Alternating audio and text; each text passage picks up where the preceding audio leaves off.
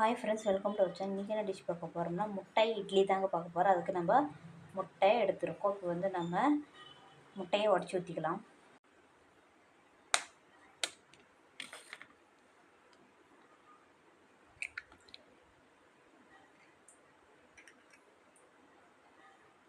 இப்போ ஃப்ரெண்ட்ஸ், முட்டையை நம்ம நல்லா பீட் பண்ணிவிட்டு இப்போ நம்ம இந்த மிளகுத்தூள் ஆட் பண்ணிக்கலாம்.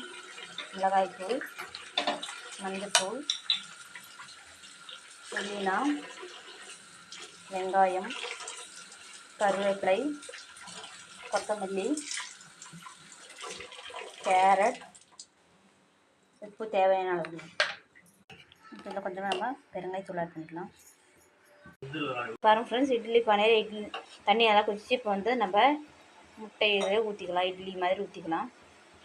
பாருங்கள் ஃப்ரெண்ட்ஸ், நம்ம வேறொரு பிளேட்டுக்கு நம்ம மாற்றிட்டோம். சுவையான வெஜிடபிள் முட்டை இட்லி தயாராகிடுச்சிங்க.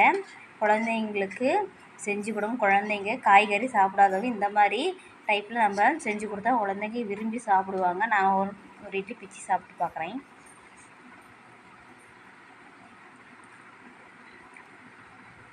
சூப்பராக இருக்குங்க ஃப்ரெண்ட்ஸ்.